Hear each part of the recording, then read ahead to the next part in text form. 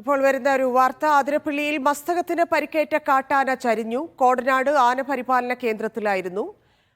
ഏറെ നാളായി മസ്തകത്തിന് പരിക്കേറ്റ ആനയായിരുന്നു. വനംവകുപ്പിന്റെ വലിയ ശ്രമം ഇതിന്റെ പിന്നിൽ ഉണ്ടായിരുന്നു. അതിനെ കഴിഞ്ഞ ദിവസമാണ് മയക്കുവെടി വെച്ച് ആനക്കൂട്ടിലേക്ക് എത്തിക്കുകയും തുടർ ചികിത്സ നൽകുകയും ചെയ്തത്.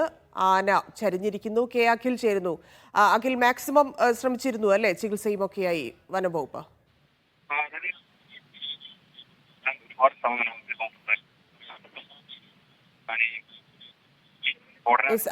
അഖിലേക്ക് വരാം. ലൈൻ ക്ലിയർ ആയിട്ട് അഖിലേക്ക് വരാം.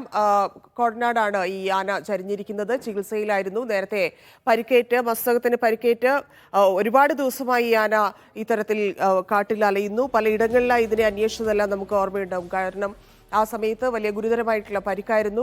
അതിനുശേഷം ആനയെ കണ്ടെത്തുന്നു. ആനയെ കൂട്ടിലാക്കാനുള്ള ശ്രമങ്ങൾ നടക്കുന്നു. മയക്കുവെടി കഴിഞ്ഞ ദിവസമാണ് മയക്കുവെടി വെച്ച് ആനയെ ഈ പരിപാലന കേന്ദ്രത്തിലേക്ക്, ഈ കൂട്ടിലേക്ക് എത്തിച്ചിരുന്നത്.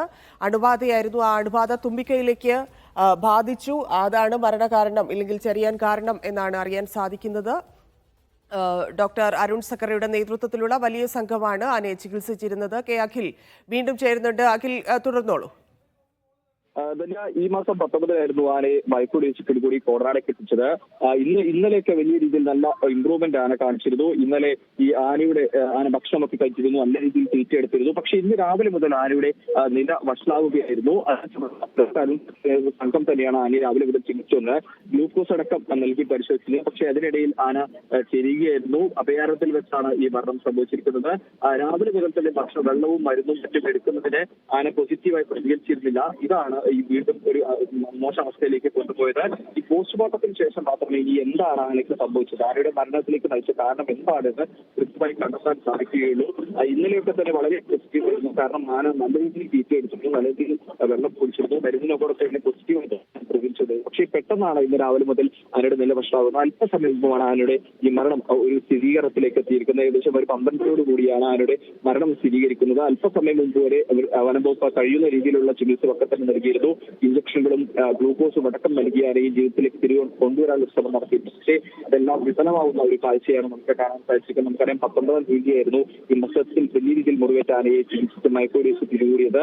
ഒരുപാട് വെല്ലുവിളികൾ മറികടന്നായിരുന്നു വനംവകുപ്പ് ആനയെ പിടികൂടുകയൊക്കെ ചെയ്തിരുന്നത്. പക്ഷേ അതൊന്നും തന്നെ ഒരു ഫലം കാണുന്നില്ല എന്നുള്ളത് ഏറെ സങ്കടമുള്ള ഒരു കാര്യം തന്നെയാണ്. നമുക്ക് ആ ആനയുടെ മുറിവൊക്കെ തന്നെ മനസ്സിലാക്കിയതാണ്. ഏകദേശം 1 ഇഞ്ചിലോളം അധികം വലുപ്പത്തിൽ ആനയുടെ മസ്തകത്തിൽ മുറിവുണ്ടായിരുന്നു.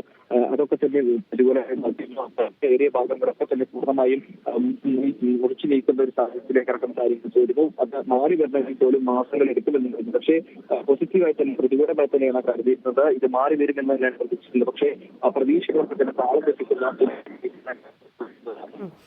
പ്രാഥമികമായിട്ട്, അതായത് ഈ അണുബാധയാണ്, അത് സ്വാഭാവികമായിട്ടും തുമ്പിക്കൈയിലേക്കൊക്കെ ബാധിക്കാനുള്ള സാധ്യതയുണ്ട്. അന്ന് തന്നെ വലിയ സംശയം, ഈ അണുബാധ ശ്വാസകോശത്തിലേക്കൊക്കെ ബാധിക്കുമോ എന്നൊക്കെയുള്ള സംശയങ്ങൾ വനംവകുപ്പിന്റെ ഭാഗത്തു നിന്ന് ഉണ്ടാവുകയും ചെയ്തിരുന്നു.